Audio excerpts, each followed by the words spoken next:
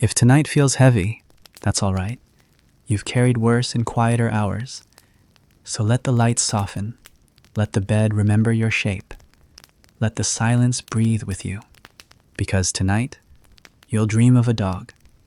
A dog that never barked. A dog that changed everything and never knew your name. It was early spring when you saw it. Not quite warm, but the frost was gone. Your chores were finished too soon that morning, too soon for supper.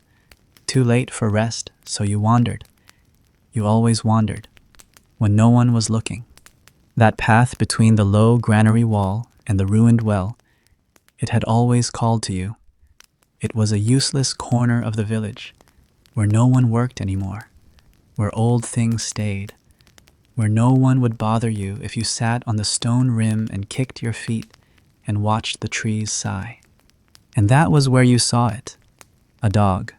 Thin, ribbed, still. It stood not far from the well, one paw lifted like it had forgotten how to move. Its tongue lolled, dry, its fur matted with burrs and clumps of mud. Its eyes not angry, not afraid, just wide and wrong. You didn't scream, you didn't run. You whispered something soft like, hello, or you're all right. Because that's what you say to stray dogs. Because part of you always wanted a dog of your own. Because you were kind. You stepped forward, slowly. It didn't flinch. Its tail didn't wag. You thought it must be starving. You thought maybe you could help. You thought 1,000 things that weren't true. It didn't bite right away. Its jaws moved slowly, as if unsure, then fast.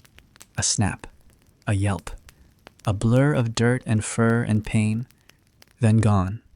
It ran before you even knew it had broken skin. You stared at your arm, just 2 punctures. No blood for the first few seconds, then the throb, then the drip. You blinked at it surprised, not scared. It hadn't looked angry. It hadn't looked wild. It just was. You wrapped your sleeve around the wound. You didn't tell anyone. You didn't even cry. They always said don't touch stray dogs, but it hadn't growled. It hadn't bared its teeth. It had looked tired and lonely and maybe a little like you. You went back home. You washed your hands at the basin. You scraped the blood off with straw. You kept your sleeve down. That night, your mother asked why you were quiet. You said you were cold. She gave you soup. You drank all of it. You didn't sleep badly. Not yet. In the chapel, they kept candles lit for saints who died young. One candle burned for a boy who fell in a river. Another for a girl who touched a sick cow. No one ever lit one for a dog bite. No one knew how to pray for something they couldn't see. By the next day, the wound looked fine. A little red, a little puffy, but no pus, no fever.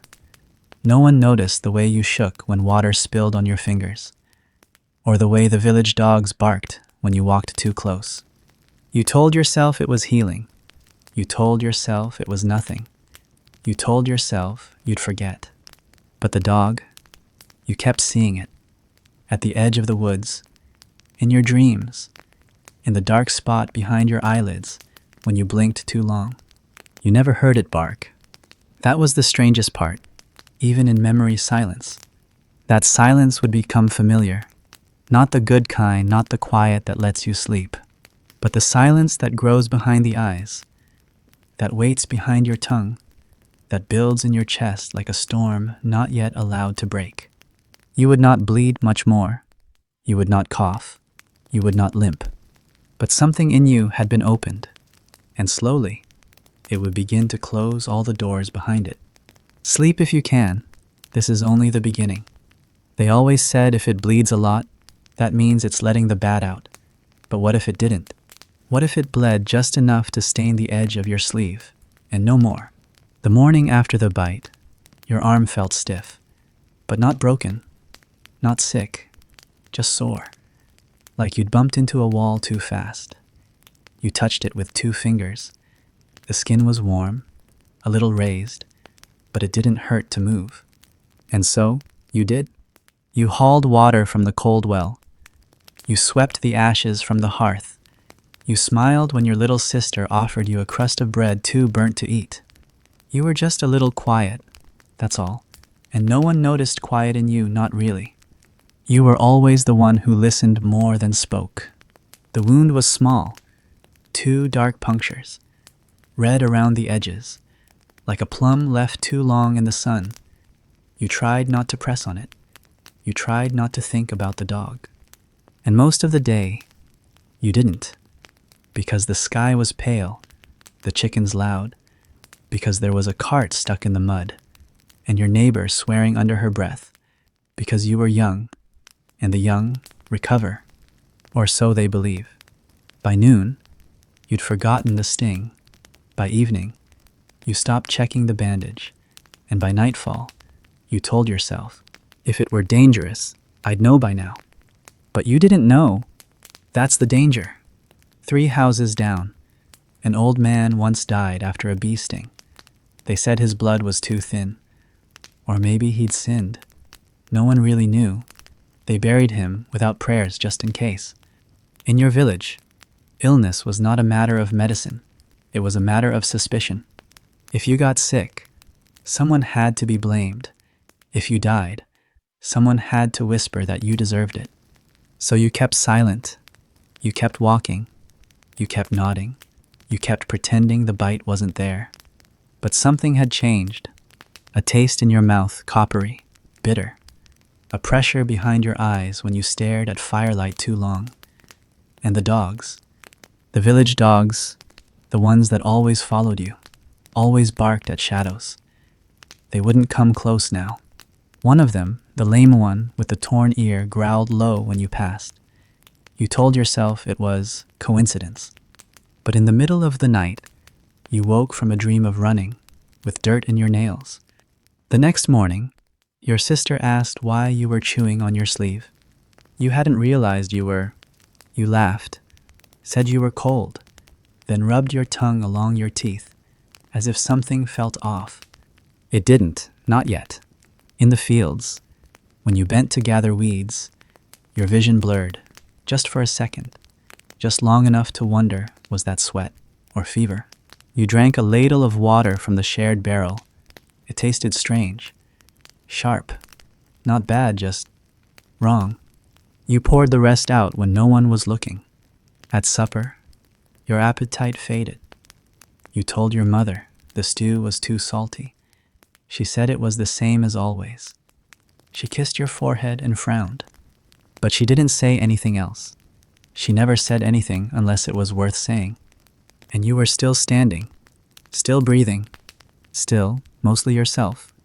By the 3rd day, the wound had dried. No pus, no color, just a bruise behind the scab. It looked like it was healing. And maybe it was, on the outside, but deep beneath it, where the warmth of skin meets the thread of nerves, something had already begun to curl. Something that didn't bleed, something that didn't scream, something that waited. They didn't know what rabies was. They didn't know the word. They just knew when a dog bites and doesn't bark, the wound is cursed. But no one said that aloud, because no one wanted it to be true, and because to speak of it might make it real. So you didn't speak of it either. You smiled when they told you to walk faster. You laughed when someone said your eyes looked funny in the sun. You cleaned the stable. You fed the hens. You whispered to yourself that everything was fine. And the bite, it didn't bleed much. It barely bled at all. But something inside you, something that didn't need blood to move, had already started walking up your spine. It didn't come like thunder, not like a cough, or a shiver, or blood on the floor. No, the fever came like a whisper, like a secret only your bones could hear. It began with a breath, just one that didn't feel right. You stood outside the cottage, staring at the fading sky. The sun had slipped too fast, and the stars came too slow, and you were warm. Not hot, not sweating, just too warm for how cold the evening was. You rubbed your arms. You blamed the wool. You blamed the chores. You blamed the wind that didn't exist. But that warmth, it stayed. By midnight, it had turned to a weight. Your limbs ached, dull and distant, like they belonged to someone else. The fire crackled softly in the hearth, but you didn't want to sit near it. You didn't want to sit anywhere. You stood by the wall, pressing your forehead to the cool stone, and for a moment, that made it better.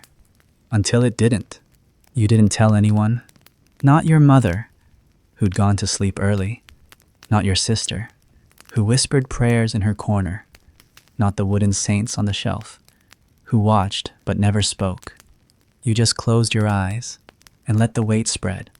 When you woke, the sun was already high. You had overslept. No one woke you.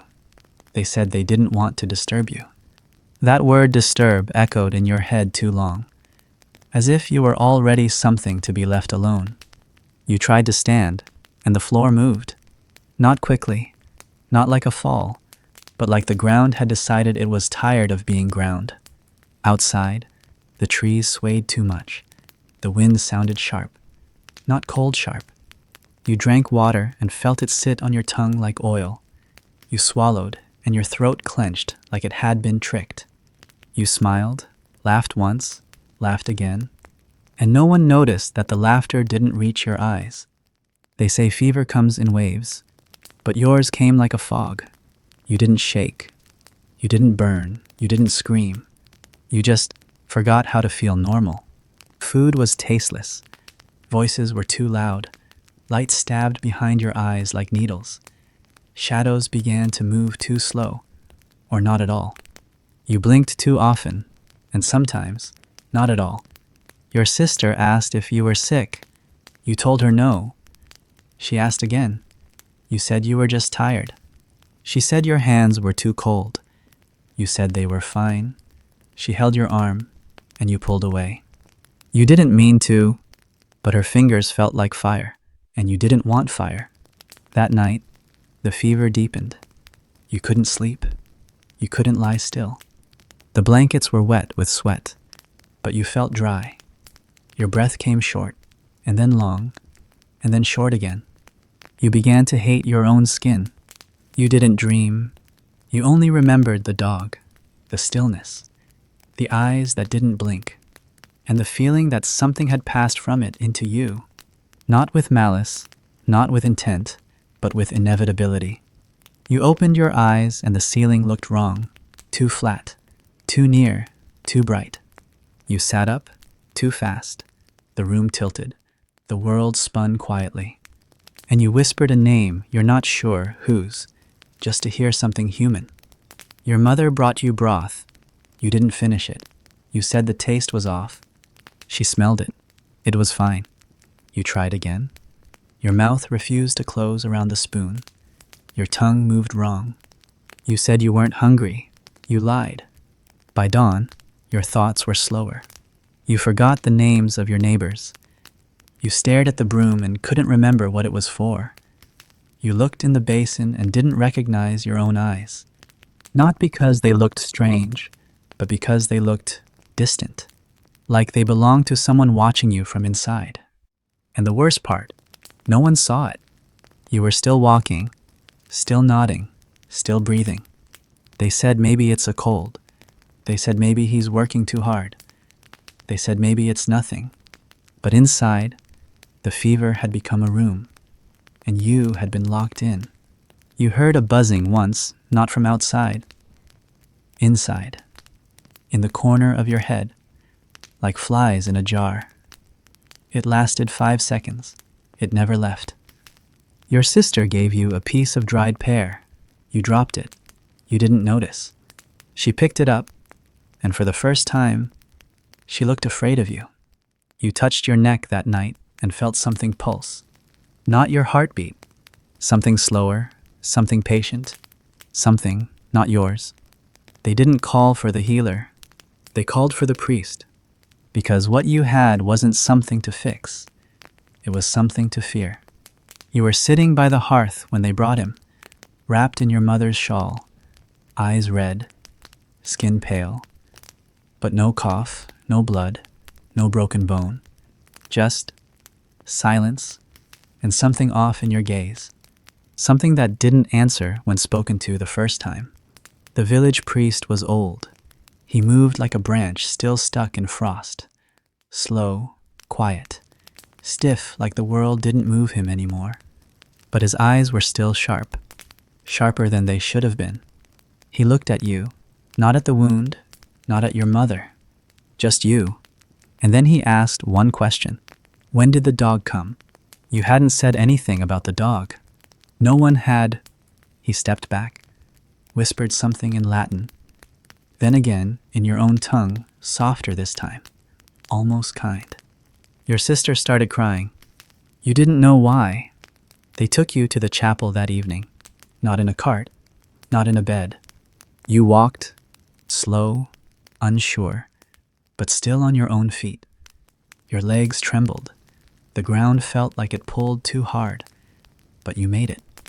They lit 3 candles, one for mercy, one for protection, and one for what couldn't be named. The priest burned herbs in a shallow bowl, lavender, bay leaf, salt. He pressed ash to your forehead, whispered a blessing that made no promises, then tied a thin cord of wool around your wrist. To remind the body where it belongs, he said. You stared at the cord. It itched. You wanted to bite it off. They didn't say the word curse. They didn't say madness. They didn't say rabid. But they all said something without speaking. Their glances were short. Their hands stayed behind their backs. Even your aunt, the one who once kissed your scraped knees, stood 2 steps away the whole time. You remember the smell of the salt, how it clung to your nose for hours. You remember the way the candle flame flickered when the priest touched your chest just once, as if testing whether your heart still belonged to you. When they brought you back home, the night was too still. You could hear the distant bark of a dog far off in the hills, and it made your skin crawl, not because of fear, but because it was a sound you used to love. And now it felt like someone calling your name in reverse. That night, you tried to sleep. You wrapped the wool cord tighter. You whispered the words the priest had said, though you didn't remember what they meant. You looked at the ceiling, then at the wall, then at your hands. Your fingers twitched. You bit your lip. You tasted ash, but no one else noticed. In the morning, your mother brought warm water. She dipped a cloth and pressed it to your forehead. You flinched, not from the heat, but from the sound of water dripping back into the bowl. It was too loud, too sharp, too angry. Water should never sound angry. The fever hadn't broken, but it hadn't risen either. You were stuck in it, floating, hovering in that terrible in-between place where you don't die, but don't return. And no one knows what to do with a person who lingers there. By noon, the priest came again. He didn't speak this time. He just looked at the wound. Still dark, still closed, still angry. And he made the sign of the cross. On himself, not you. That's when you knew. He gave your mother a pouch. Inside more herbs, a pinch of ash, a little cloth square marked with a red X. Well, place it under his bed, he said. Say nothing. And they didn't. For the rest of the day, no one spoke above a whisper. The house moved like morning. You felt quiet, but not at peace, like something inside had decided to wait, to let them try, to let them pray. And then, when they were done, to take you anyway. That night, your mouth was dry, but you didn't want water. You hated the thought of it, the way it sounded, the way it moved.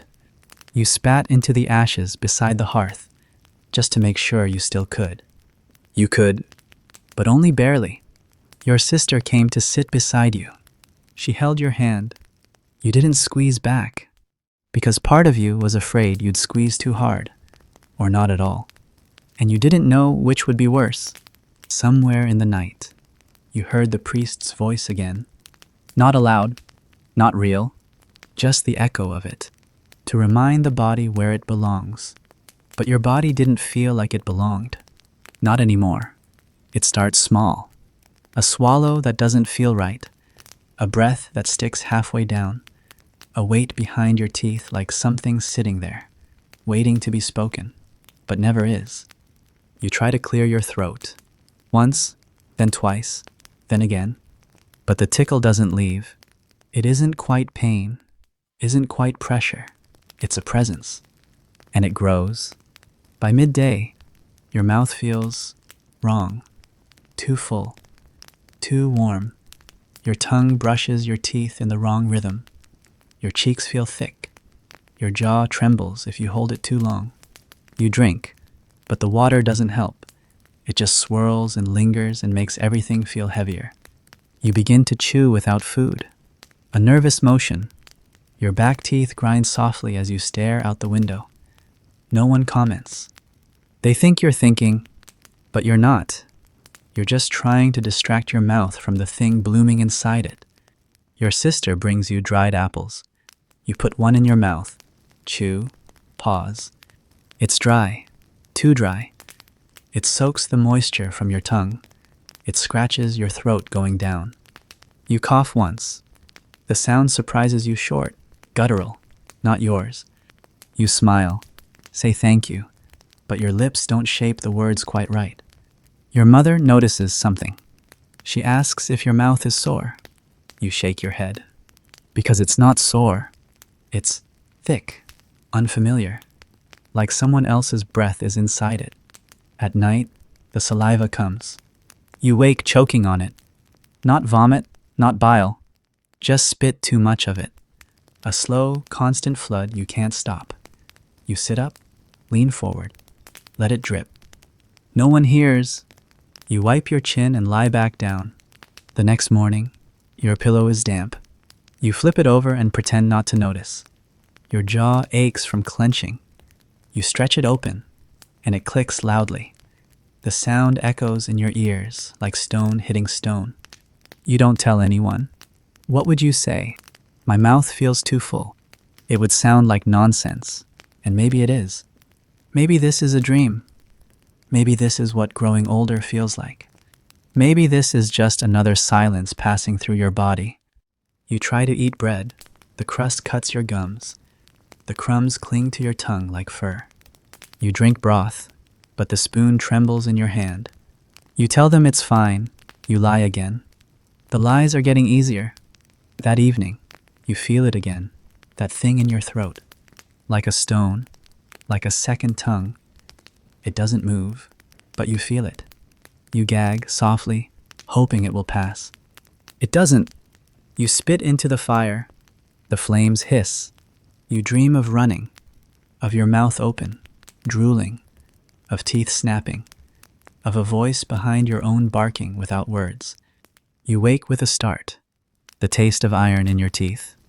But there's no blood. Your mother wants to bring the priest again. You say no. You say it with effort. The word catches in your throat like a splinter. She hesitates, but she doesn't argue. Not yet. Outside, the air feels wrong in your mouth. You can't describe it. It's like breathing fog through wool, like sipping wind that someone else has already touched. You keep licking your lips. They keep drying. You keep swallowing. It keeps getting harder.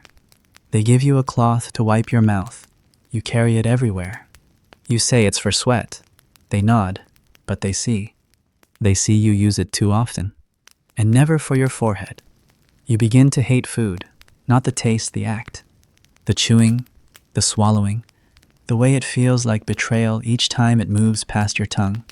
One afternoon, your sister leans in and whispers, "You sound different." You don't reply, because she's right. Your voice is lower now, raspy, uneven, like someone scratching wood with a wet knife. The village dogs avoid you, even the brave ones, even the old hound that used to sit near your feet. They sniff the air and turn away. You want to call one closer. You raise your hand, but your mouth opens too wide when you do. And something in your body shakes, something not from fear, something like memory. By nightfall, you stop trying to speak unless necessary. The words no longer feel like they belong to you. You answer in nods, in blinks, in a silence that deepens every hour. You wonder how much longer until they stop asking. The wool cord on your wrist has loosened. You don't remember how. You wrap it tighter. Not because you believe in it, but because it's the only thing that still fits. And then, one evening, you bite the inside of your cheek. Hard, by accident. You don't feel it right away. Then the copper floods your mouth. And instead of panic, you feel relief. Finally, something you can name. Blood. Your own. And for a few seconds, it tastes more real than anything else. At first, you think it's a dream. You're running again through trees, through dust, through wind that tastes like meat and smoke. There's a voice in your ears, a growl. It rises, sharpens, splits. Then you wake, and the sound doesn't stop. It isn't loud, not a howl, not a scream, just a sharp, rhythmic grunt that stutters from the back of your throat. It echoes off the walls before your eyes are even open. You freeze, then silence, then breath. You sit up, slowly. The sound is gone. You wipe your mouth.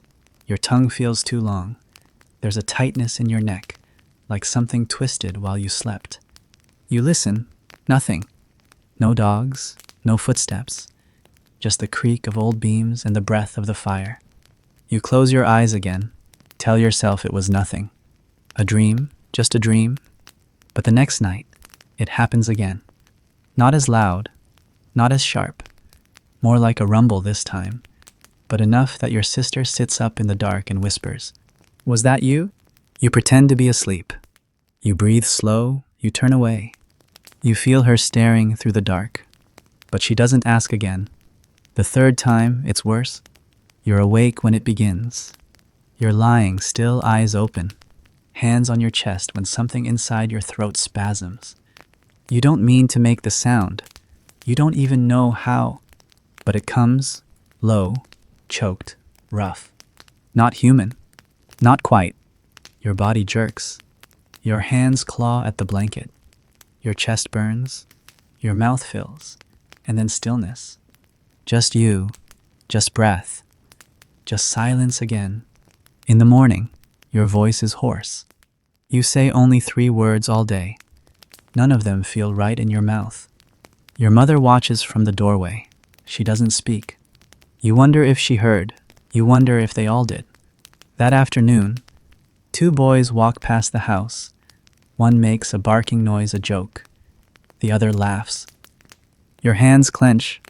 You don't know why. You want to chase them. You want to scream. Instead, you bite your sleeve. The priest returns that evening. He doesn't come inside. He stands in the doorway, looks at you through the wood smoke. Has he drunk anything, he asks. Your mother says no, not in 2 days. Not even broth. And the throat. She doesn't answer. The priest closes his eyes, mumbles a prayer under his breath, then walks away. Without blessing, without farewell. That night, the barking comes again. Twice. Short, sharp. You feel it rising like a hiccup, like something trying to escape from under your ribs. You cover your mouth. You press your face into the blanket. It doesn't help. Your sister cries softly in the corner. Your mother never comes in. In the morning, you try to speak. Nothing comes. Your lips move. Your jaw twitches. But your throat won't open. There's too much inside it. Saliva, fear, something else. Something that snarls when you close your eyes. They don't tie you up. Not yet. But they start to lock the door. Only from the outside. Only at night. Just in case. Your hands shake when you try to eat. The bowl spills. No one offers more. You sit in the corner, your back to the wall, your mouth half open, breathing, waiting, watching.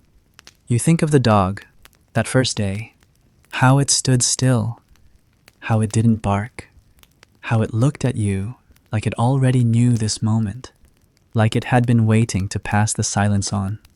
And now it lives in you. The sound, the stillness, the voice that isn't yours, not quite, but uses your mouth anyway.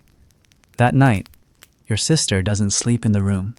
She moves her blanket to the other side of the house. You hear her crying. You don't call her back, because the next time you open your mouth, you're not sure what will come out. You don't remember who did it, only that your feet were in the dirt, and your hands were shaking, and the rope was already around your waist. It wasn't sudden, not loud, not cruel. It was quiet, slow, like someone dressing a table, like someone laying a cloth before a meal they didn't want to serve. You were standing outside. You think it was morning, or maybe late afternoon. The light was pale, the air too still. They said your mother had agreed, that it would only be until the fever broke, that it was for your safety. You said nothing. You couldn't. Your jaw wouldn't open. Your voice had vanished into the back of your throat. The post stood near the edge of the barley field, half rotted. Used to tie goats once. No one tied goats there anymore. It was far enough from the well, far enough from the chapel, far enough that no one would have to see you if they didn't want to. They wrapped your arms with cloth to keep you from scratching, they said. You hadn't scratched, not yet, but your fingers had begun to twitch when no one was looking. They left a bucket near you. It held water. You didn't drink. You stared at it for hours. The surface shimmered, too smooth, too loud. You turned your face away. The wind picked up. It ruffled your hair, blew dust into your eyes. You didn't blink. Someone brought a cloak. They draped it around your shoulders, gently. You didn't feel it. Children passed by. One stared, the other pointed. The third was pulled away before she could ask. You stood like that until the sun dipped low. Then someone brought a bowl, warm porridge, too thick. They didn't hand it to you. They placed it on the ground, far enough away that you'd have to kneel and shuffle to reach it. You didn't move. You just breathed. Through your mouth, slow, uneven, shallow. A dog barked in the distance. Your ears twitched. You turned your head too fast. The rope strained. And from somewhere inside you, a low, rumbling growl answered. Not loud, not human, just enough. The woman who brought the bowl ran. She didn't scream. She didn't drop the spoon.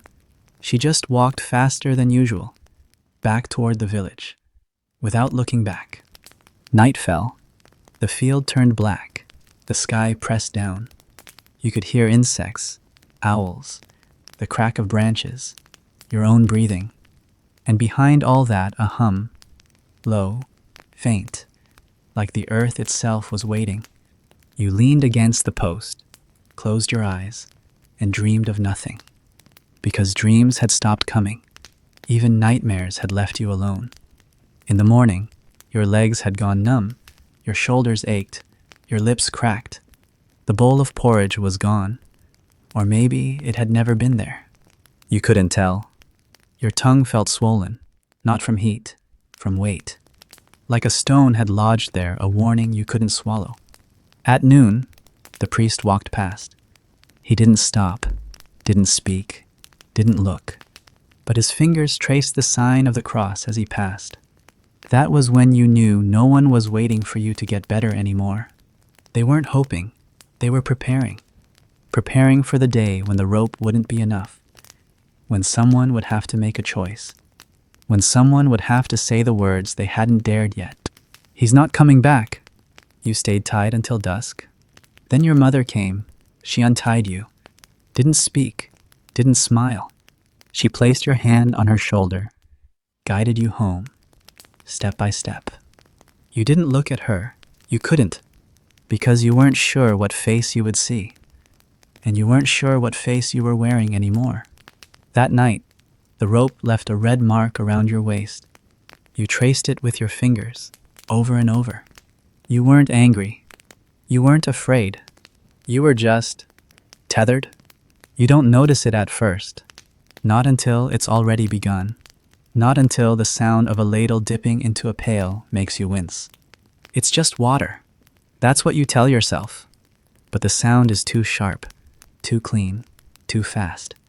Like something splitting the world in half. Your mother brings you a cup. You stare at it. It shivers in her hand. You reach for it, then stop. Your hand falls. You smile. You say you're not thirsty. But your lips are dry, cracked, bleeding at the corners. She watches you for a long time, then drinks it herself. Silently, you turn away.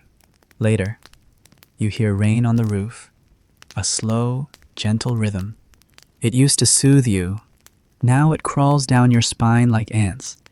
Each drop feels like a footstep you can't stop. You press your hands over your ears. You hum to drown it out. It doesn't work. They leave a basin by your bed. You ignore it. The sight of it makes your chest tighten, your mouth flood. Not with thirst, with fear.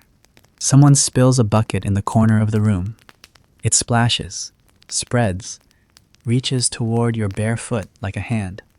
You scream, not loud, not long, just enough that they stop and look, and you see it in their faces. They know? They don't say it, but they know. That night, you dream of rivers, of drowning without sinking, of swimming with your mouth open, choking on light. You wake with your throat clenched, with your jaw locked, with your pillow wet not with sweat, not with drool, with something you can't name. You try to rinse your mouth. You lift the cup. Your hand shakes. Your teeth grind. The water shimmers. Your throat closes. You spit it back. You gag. The cup shatters on the floor. No one picks it up. The next morning, they wipe your face with a wet cloth. You flinch. You shout. You bite. It's not deep, but it draws blood. And after that, no one touches you with water again. You start to smell yourself. The fever, the filth, the spit on your chin. But you don't care, because the thought of bathing makes your skin crawl. Because water is no longer a gift. It's a threat, a punishment, a thing that wants to enter you and stay. They try other ways. Herbal teas, honeyed milk, wine thinned with snow. But your lips tremble at the edge of the cup. Your throat locks. Your eyes water. You don't swallow. You can't. And still you are so thirsty. Your tongue feels like a rag. Your lips like bark. You would give anything for relief. But your body refuses. As if it knows something you don't. As if the water itself has turned against you. Or maybe you turned first. Your sister cries as she watches you. She asks if you're angry with her. You shake your head. You want to tell her no. You want to hold her, to say something kind. But your mouth is full of spit again. You turn away. You cough.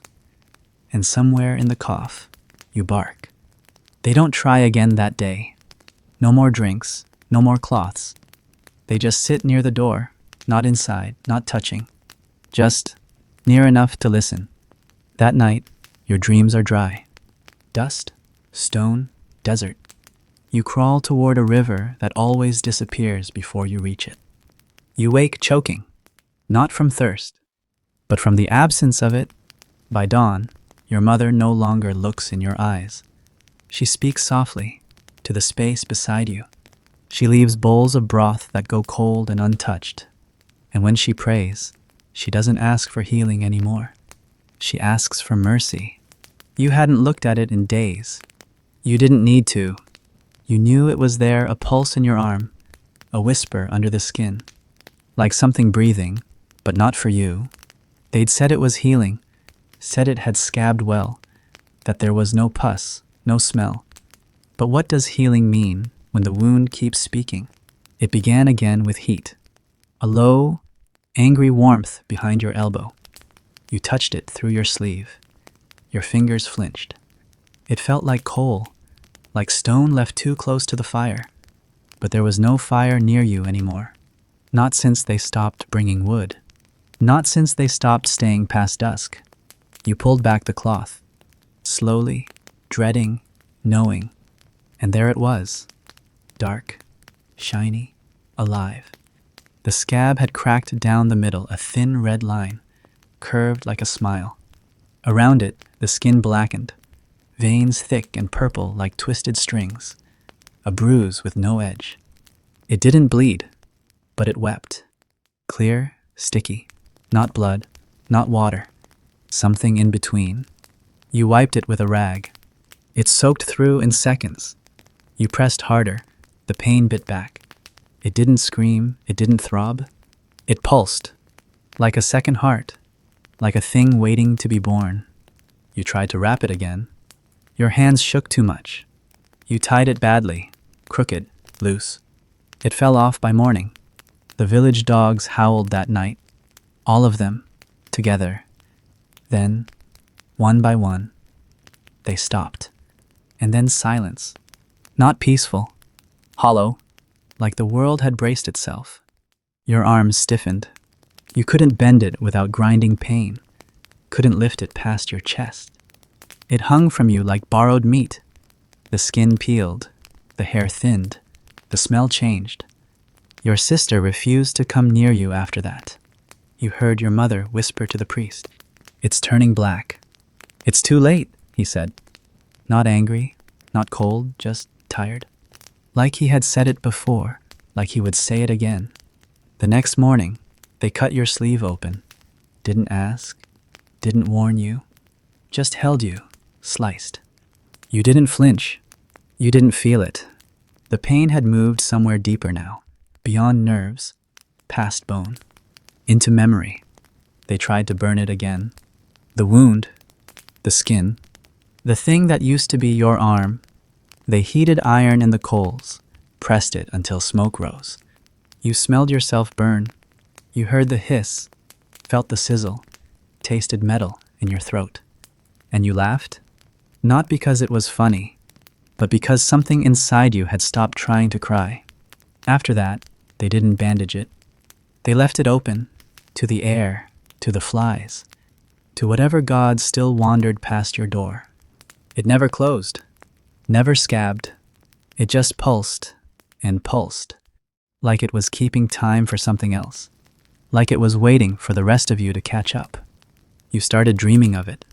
Not the dog, not the forest, not the fear, just the bite, huge, unblinking, like a mouth on your arm. And in your dream, it spoke. But the words were in a language you didn't understand. Only the sound remained when you woke. A low growl inside your head, inside your blood. You held your arm close to your chest, cradled it like a child, rocked with it, soothed it. And sometimes you swear it twitched on its own. The wound was not infected, not in the way they knew. There was no pus, no fever, no rot, just hunger. A wound that wanted something. Maybe silence, maybe obedience, maybe to become more than just a scar. They spoke of removing the arm. Too late. They knew it. You knew it. The wound had already reached your shoulder, already spread its breath across your chest. You could feel it in your heartbeat now. It didn't beat with you.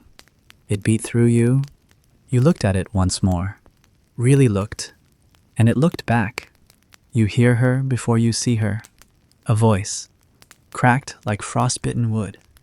Soft, but certain. Not a question, not a prayer. A sentence. The boy's been touched. You don't know what she means, but everyone else does. You see it in the way they look away, in how the woman holding the bread forgets to hand it over, in how your uncle, who hasn't spoken to you in days, starts making the sign of the cross when your shadow passes near. She is old, very old, older than memory. They say she hasn't seen light since the war, that her eyes turned white after her son drowned in a barrel of rainwater. But her ears are sharp. She hears the way you breathe, the way your steps drag, the way your tongue sticks to your teeth when you try to form a word.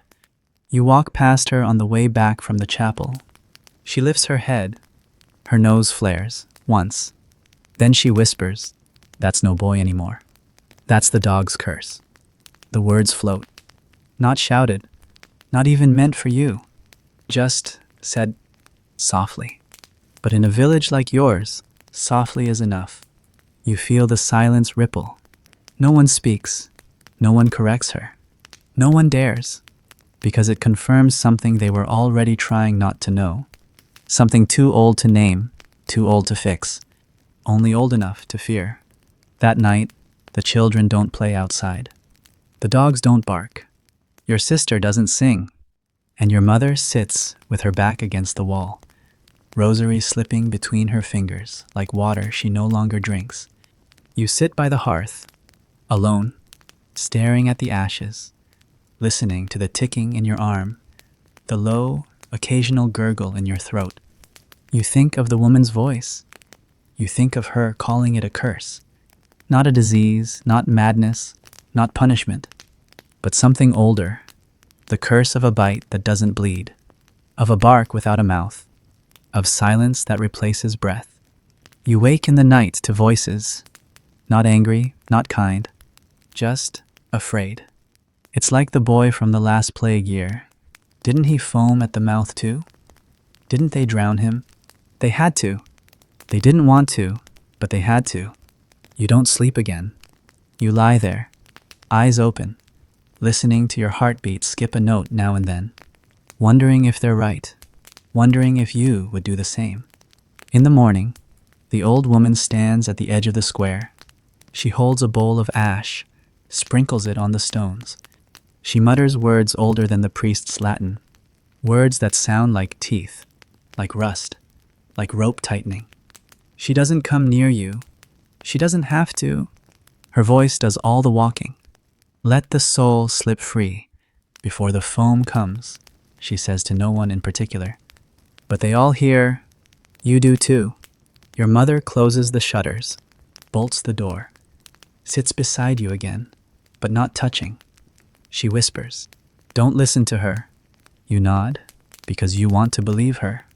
But your mouth is full again, saliva pooling, jaw clenched, tongue twitching. And deep inside, something growls once short, low, and final. You don't know if anyone else hears it, but you do, and so does the wound. They don't tell you what they're about to do. They don't ask, they don't pray first. They just say, we'll try once more. They lead you to the back of the house, where the floor is packed dirt, and the window doesn't open, where the light is dull, and the smoke won't escape. The priest doesn't come, but the iron does. It's small, hook-shaped, dull at the tip, left in coals for an hour until it glows a soft, dull orange, like the last memory of a son no one misses. Your mother holds your left shoulder. Your uncle holds your wrist. Your sister doesn't enter the room. The iron is lifted. You close your eyes. But this time, you don't scream. Not because it doesn't hurt. It does, in a way no word has ever held.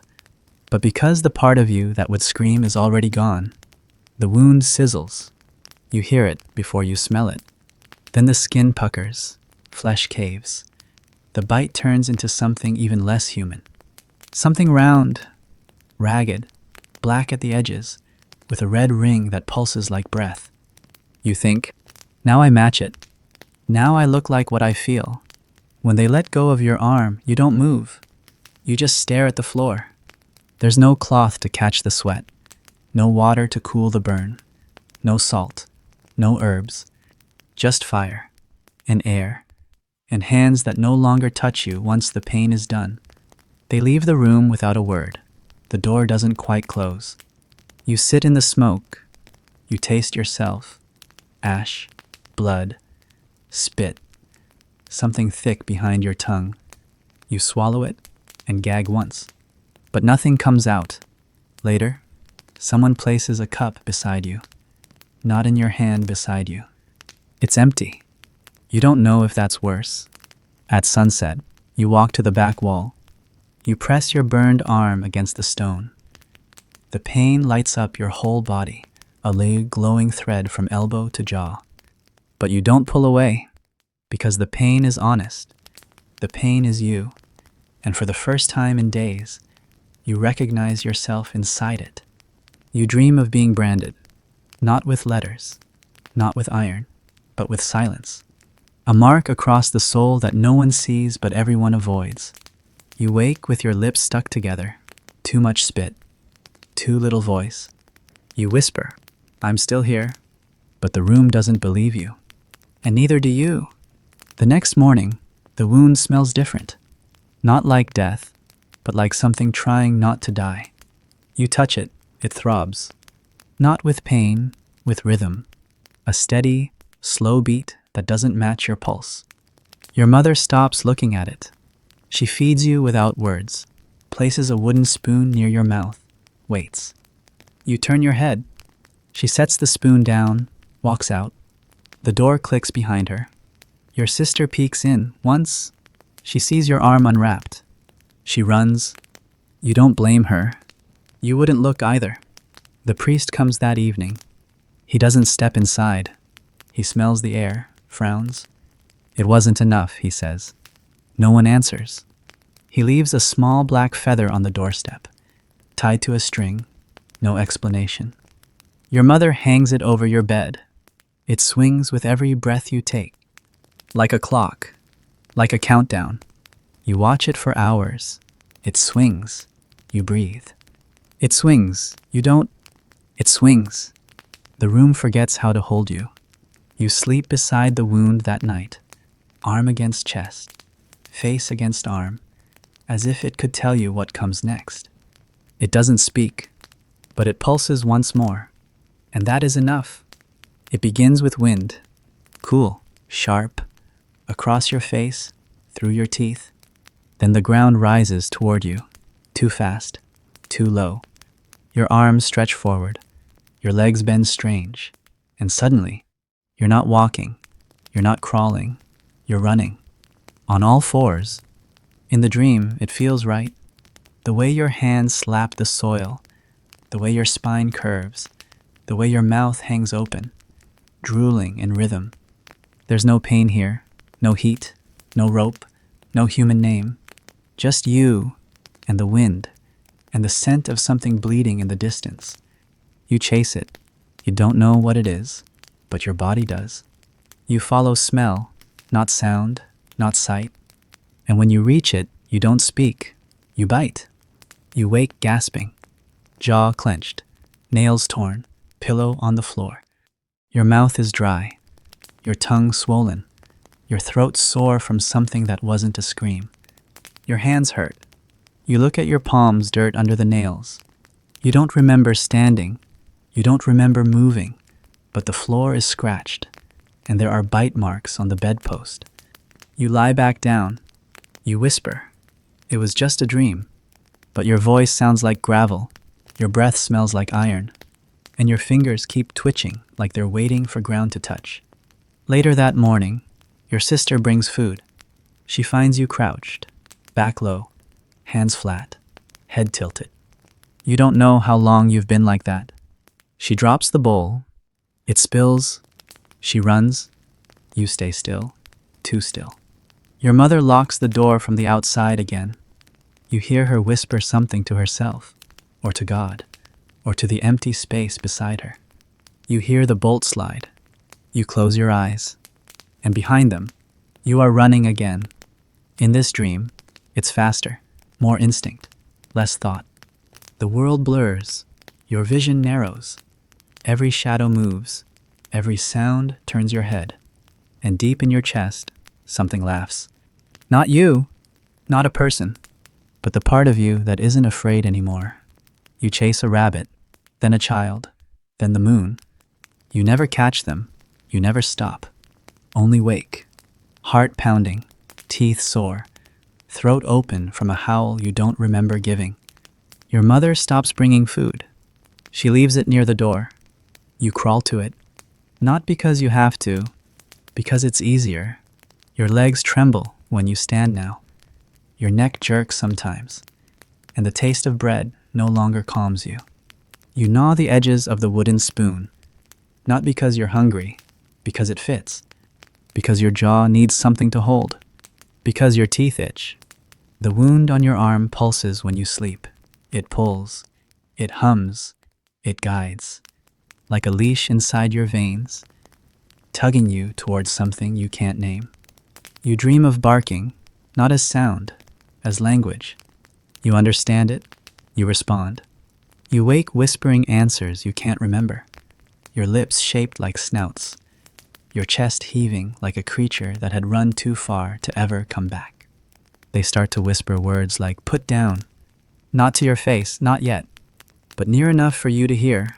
You don't blame them, because you've started to wonder if they're right. You sit in the dark, hands on the floor, back arched, listening for a sound only you can hear. Footsteps, but not human. Coming closer, inside your skull. Running. It wasn't deep. That's what they kept saying. It wasn't deep, just a scratch. Barely broke the skin. But no one believed that. Not even the boy you bit. You don't remember doing it. Only that he got too close. That he was reaching for something, a blanket, a bowl, a moment of kindness. And then, your jaw moved. Your body jerked. Your eyes closed. And when they opened again, his arm was bleeding. And your mouth was full. You spit. You wiped. You backed into the wall like an animal caught in its own trap. The boy screamed. You growled, short, low, not quite human, not quite you. They didn't hit you, didn't scold. They pulled him away, wrapped his arm, held his face like something fragile, then turned to you, not with anger, with certainty. Later that evening, the rope came off. You thought maybe it meant forgiveness, but then you heard it, the metallic rattle, the scrape of iron on stone, the cold breath of old steel being pulled from a chest no one had opened in years. The chain was short, thick, heavy, forged not for animals, but for storms. You didn't fight. You didn't cry. You just held out your arm, and they clasped it with the slow, reluctant hands of people who've accepted something they'll never forgive themselves for. It dug into your wrist, not enough to bleed, just enough to remind you what you were, or what they thought you were now. The priest said nothing. He only blessed the chain, not you. They chained you to the iron ring by the cold corner of the house. Stone behind your back, dust at your feet. No view of the door, no sunlight past noon. You stopped asking for food. You stopped watching the door. You only listened to footsteps, to the sound of spoons against bowls, to your own breath, shortening. Your mother knelt once, beside the wall. She didn't speak. She didn't touch. She just placed her palm on the chain, and for a moment, you felt her warmth through the metal. Then she stood, walked away. At night, the chain creaked when you shifted. It echoed through the room like a warning, or a lullaby. Sometimes you tugged it, not to escape, just to hear something that answered. You dreamed of the chain once. It wasn't around your wrist. It was inside your mouth, coiled like a tongue, wet with saliva, heavy with meaning. You spoke with it, and no one understood. The boy you bit left the village. They said it was for safety, to stay with cousins, just in case. No one said the other word infected. No one said the older one doomed. You watched his empty house for hours. You didn't cry. You didn't think. You just stared. And the chain cooled with the night air. And the bite on your arm pulsed like it missed something. They stopped calling you by name. You were he, then that, then nothing. Just footsteps around you. Just glances past you. Just silence in the space where your name used to be. But the chain knew it. It clinked in rhythm with your breath. It rattled once when you coughed. It hummed low when you curled into yourself and waited for a dream that never came. You didn't hate them. You didn't hate yourself. You just began to forget what it felt like to walk without weight. What it felt like to be loose in the world. And in a strange way, the chain became company. A sound, a shape, a presence. Something you could move when nothing else moved with you. It doesn't happen all at once. Silence never does. It slips in between spoons, between sighs, between the words she used to say when she thought you were sleeping. The first thing to vanish is your name. No more. Eat this. Your name. No more. Move closer to the fire. No more. You need to rest. She speaks around you, not to you, not at you, just near. Then the questions stop. No more. Are you warm enough? No more. Did you sleep no more? Do you remember that song I sang when you were small? Because songs don't fix this. And questions need answers.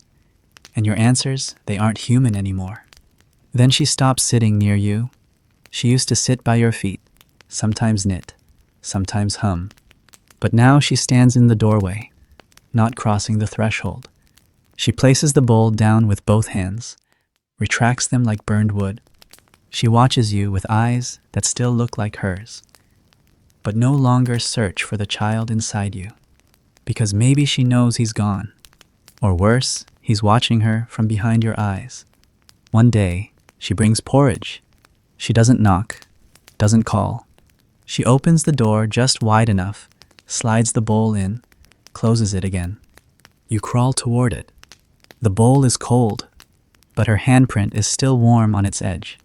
You want to say thank you, you try, but your throat won't shape the words. It gurgles instead. Your breath catches. You cry out not a word, not even a sound. Just noise. Animal. Wet. Wrong. The door doesn't open again that night. You begin talking to yourself. Not in words, but in rhythm. Clicks of your tongue, scratches of your nails, the soft rattle of the chain when you twitch your ankle. The only sounds left. You start counting not numbers, moments. Moments she pauses outside your door. Moments you hear her breath catch. Moments the bowl touches wood. You count those as prayers. Not hers. Yours? She brings fewer things now. No herbs, no cloth, no whispered blessings. Just food. Water she knows you won't drink. The occasional glance through the door crack that never lingers long. One day, she opens the door wide. Just once. She looks at you, not through you, at you, and you feel naked. Not because of skin, but because of memory.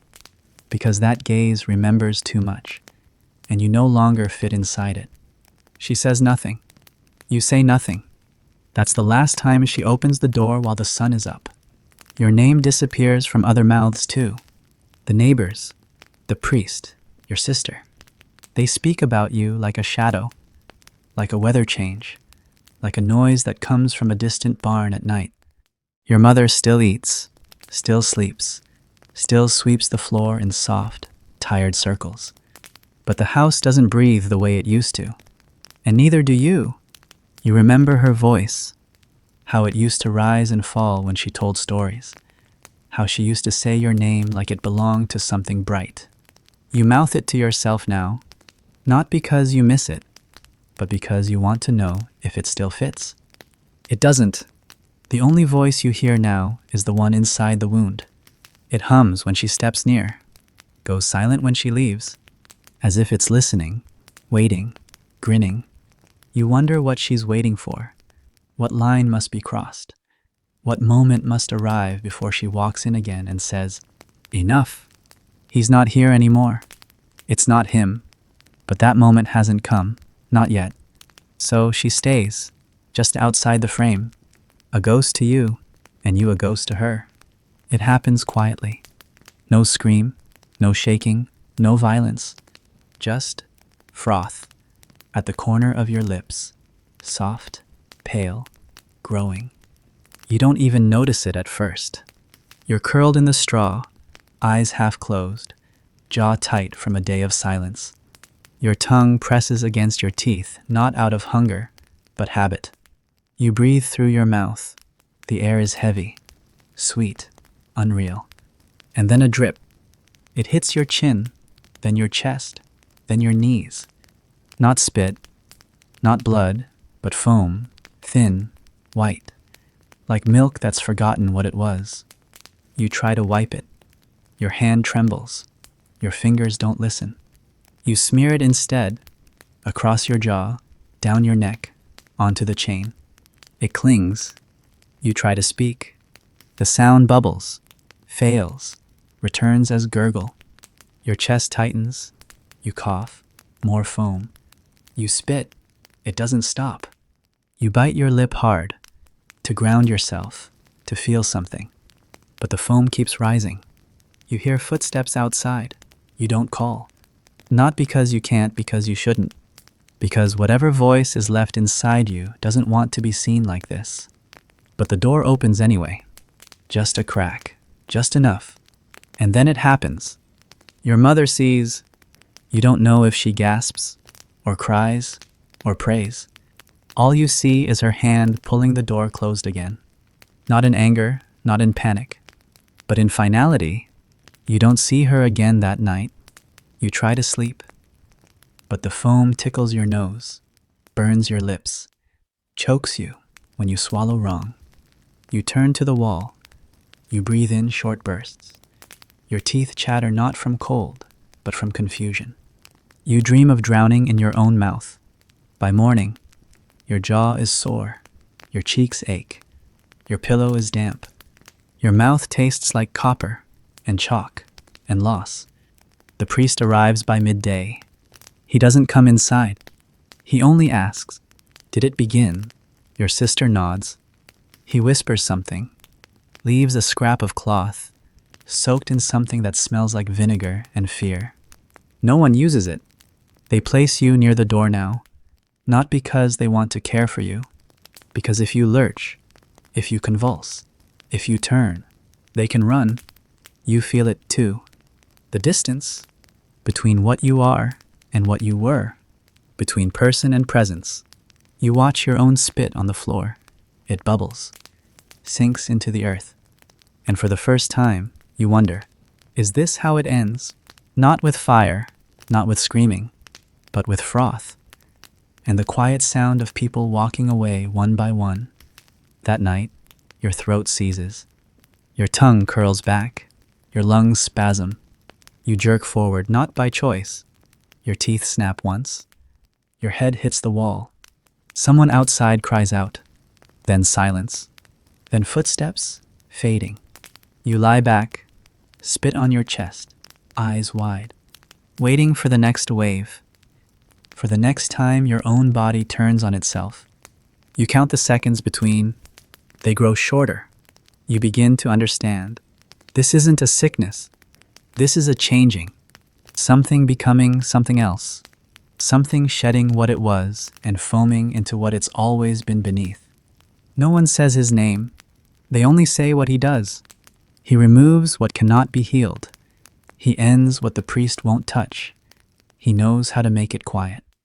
They call him when sickness becomes shame. When prayer has failed. When fire isn't enough. They send for him the day after you bite the wood. Not out of violence, out of instinct. You were hungry.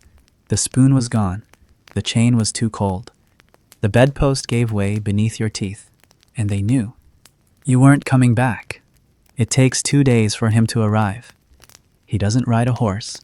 He walks, with a bag of iron tools, and a face that's seen too many things die slowly. He doesn't wear black. He wears brown, stained, thick gloves, a long coat with pockets that clink when he moves. He smells like vinegar and earth, like old bones, like rooms no one enters twice. He doesn't knock. He simply waits at the edge of your doorway until your mother opens it. She doesn't greet him. She steps aside. He enters without speaking. His boots creak on the floor. The chain on your wrist feels colder in his presence. You don't look at him, but you feel his eyes. They don't blink. He kneels. He opens the bag. The tools are quiet. No blades. Not yet. Just instruments for looking, for tapping, for listening to the things inside you that still whisper. He places 2 fingers on your jaw, lifts your chin. You don't resist. He opens your mouth. The foam is crusted now, dried in white rivers down your neck. He nods once, then wipes his fingers on his coat. He presses a palm to your chest, not hard, just enough to feel your breath struggle. Then he speaks, softly. It's in the spine. Your mother flinches. Your sister leaves the room. You stay still, because you already knew. He turns your arm, unwraps the bite. The skin is black, not from rot but from change. He doesn't touch it. He doesn't clean it. He just watches it pulse. And then he says, if it were just the arm, I'd take it. But it isn't. No one speaks after that. Not him, not your mother, not you. He returns to his bag, takes out a small jar, inside white powder. He places it on the floor beside you, then a folded cloth, then a bone-handled blade you hope he won't use. He looks at you one last time, for the hours ahead, then he stands and walks away. You stare at the jar. You don't open it. You don't know if it's medicine or mercy, or both. The house grows quieter that night. Even the wind avoids the windows. The chain doesn't move. The rats stop scratching. Even your breath goes shallow as if trying not to interrupt the waiting. You fall asleep sitting upright, too stiff to lie down, too afraid of choking, too tired to care. You dream of the bone cutter again, but this time, he touches your chest and removes something invisible. Not your heart, not your lungs, but your name. When you wake, the jar is gone. You never saw who took it. The cloth remains, folded, clean, untouched, waiting for something you still won't say aloud. You hear the villagers say, he didn't take the arm. He didn't take anything. He just left. They say it like a question, but no one wants the answer. Your mother sits beside you at sunset. She holds your hand, not tightly, not like before, just enough for your fingers to remember what hands used to mean. She whispers, he did what he could. But the look in her eyes says, we waited too long. And the look in yours says, no, you didn't. Because by the time the bone cutter came, you were already gone. No one tells you, they whisper. They pause when you look up. They change the subject. They pretend their eyes haven't widened. But you know, you hear it in the way your mother sighs when she thinks you're asleep. You see it in your sister's hands wringing a cloth that's already clean. You taste it in the silence between footsteps. Something's changed, but not in you, in someone else. It starts as a rumor. He played near the old well, said he saw something moving, thought it was just a rabbit. The same well, the same dirt, the same shadow. You don't ask who. You already know. A boy, small, loud once, now quiet. The kind of boy who always chased things, who would have followed a limp shape into the trees without knowing what it cost. They say he's sick. They say it might be a cold. They say it's probably the weather. But no one lets him drink from the communal barrel anymore. No one lets him near the chapel steps. And his mother, she stopped wearing her hair tied back. She walks faster now, with her eyes down. One night, you hear a shout, not near your house, far off, then running, then silence, then a dog bark, just once, then nothing. In the morning, your bowl of food arrives late, colder than usual, smaller. The door doesn't open all the way. No one says why. You ask nothing, but the chain at your wrist feels heavier, because now you know you're not the only one bitten, and still, you are the only one chained. They say the boy ran off, that he got scared, that maybe he was never sick, that maybe he went to stay with cousins near the river. But no one saw him leave. No one said goodbye, and no one lights a candle in the chapel for him. Your sister drops your spoon that day. It rolls near your feet. She hesitates, then picks it up. Her hand touches the chain. You hear her breath catch. He touched the dog too, she says, so softly you almost believe she's talking about you. But she's not.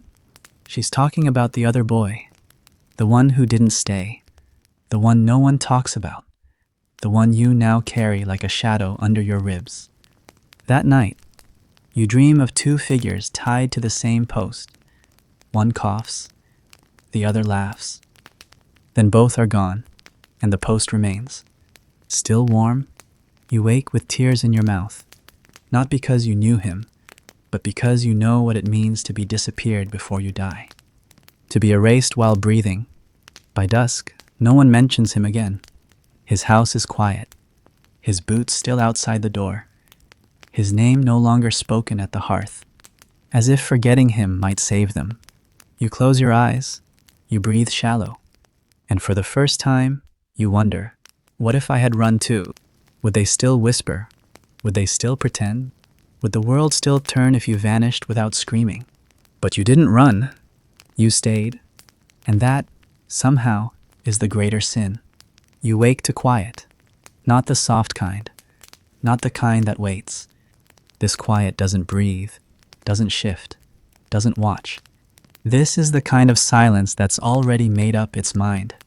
The air is cold. Your blanket has slipped off sometime in the night. Your back aches from sleeping against stone.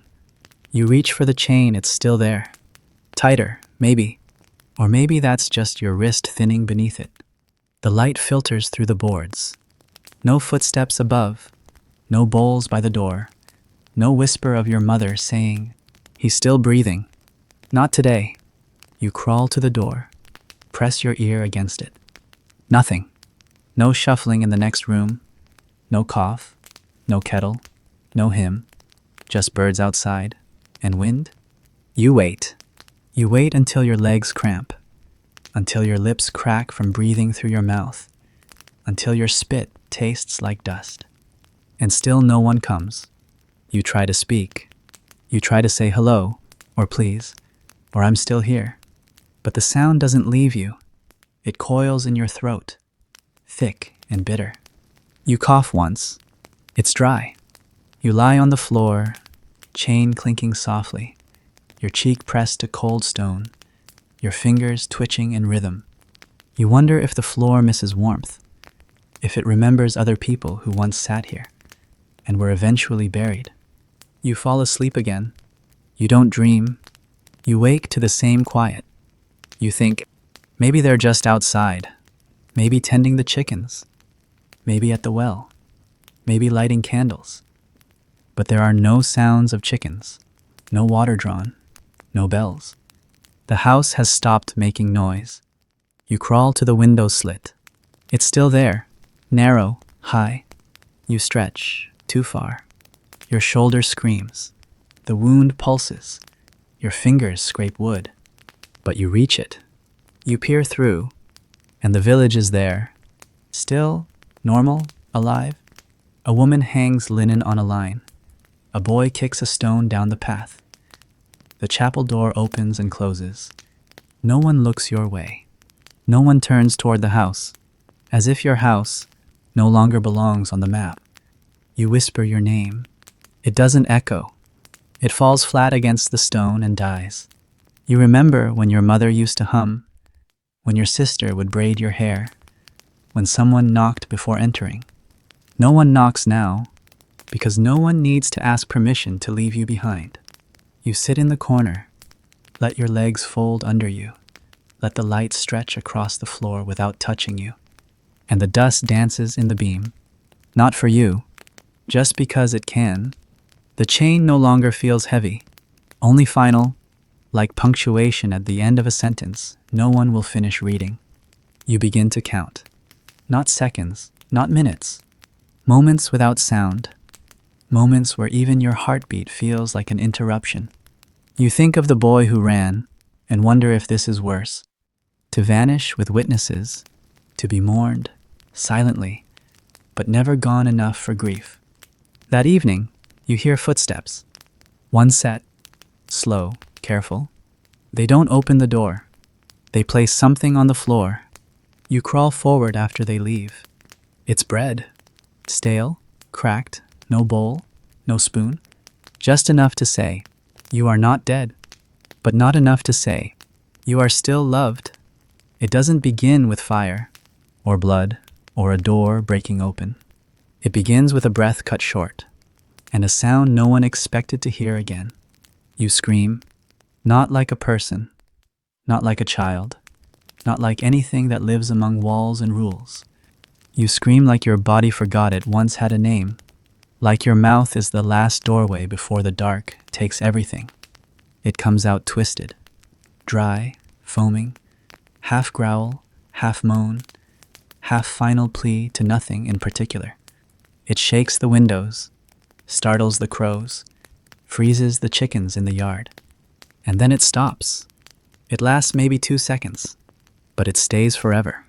Someone outside drops a pot. A dog whines. A door creaks shut. No one runs toward you, no one calls out. They all just listen. To what might have been the end, to what they hope was the end. Inside, you fall against the floor, face down, arms limp. The chain jerks once, then dangles still. Your throat burns. You cough again, but quieter. More like a whisper, more like breath trying to remember itself. You lie there for what feels like hours, but no one comes, not even to check, because now they're afraid of the silence more than they were of the screaming. The house doesn't move. The fire in the other room burns low. Dust settles on your back like a thin second skin. The air no longer circles. It sits, heavy, watching. You blink, slowly, once every 100 heartbeats. The light moves across the floor like it's trying to avoid you. And you let it. A fly lands on your shoulder. You don't swat it. You barely feel it. Its wings buzz, then stop. Even it begins to wait.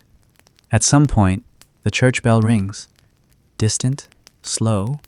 Not for you. Not yet. For a wedding, maybe, or a funeral. For someone with a name still spoken aloud. You listen to it fade, count each toll. You lose count halfway through. It doesn't matter. The sound feels like it belongs to another world. One you left behind hours ago, or days, or years. You open your mouth, not to scream again, just to see if anything is still inside. There's not, just breath, shallow, thin, and spit you can't swallow anymore. The chain doesn't rattle, not even when you move. It has accepted your stillness like a second bed frame.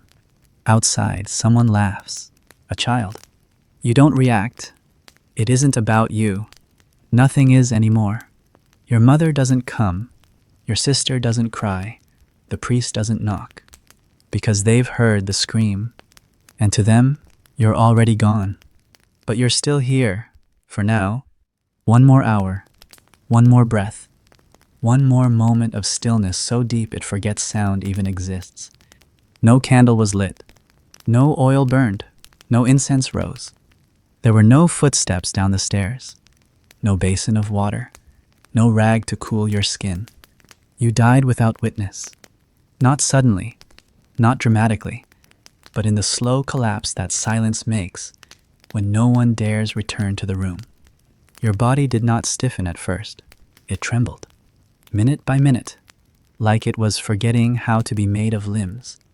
The foam dried at your mouth and then stopped forming because the glands were empty, because there was no water left, no more saliva, no more spit to swallow, no more breath to fog the corner of the window. You were not hungry, not anymore. You were not in pain, not the kind that matters. You simply slipped beneath the chain like it was a blanket. Your eyes stayed open. No one closed them. They stared at the wooden beam above you, the one with the names carved by a sibling long gone. Maybe yours was among them. Maybe not. It doesn't matter. The priest did not come, because the priest had already warned them. There is no sacrament for this, no rites for the raving, no blessing for the bitten. You had become unholy, unspoken, unsalvageable. Even the saints, with their painted faces in the chapel, turned their eyes elsewhere. Your mother told no one, but she cleaned the floor at dusk, quietly, with vinegar and trembling hands. She left the chain. It was still locked, She folded the blanket, placed it near the wall, like a monument no one should speak of. Then she shut the door and never opened it again. The next week, someone else moved in. Not into your room, into the house. They covered the window, hammered the stairs, sang softly while unpacking spoons. But no one stepped into the cellar. Not once. Your name was not carved in the chapel, but in the dust. Your finger had once written a letter half finished, slanted. It faded after the first rain. The dog was never caught. No one spoke of it. No one asked who owned it. No one fed it again. It simply vanished. And that was enough. Years later, a boy found a chain in the cellar. He asked whose it was, and someone said, it belonged to a boy who went mad. The boy asked, did he scream? And they said, yes, but only once. They never told him your name. But sometimes, when he passed the house at night, he heard the wind rustle the vines by the door, and he'd wonder why the silence inside felt so heavy.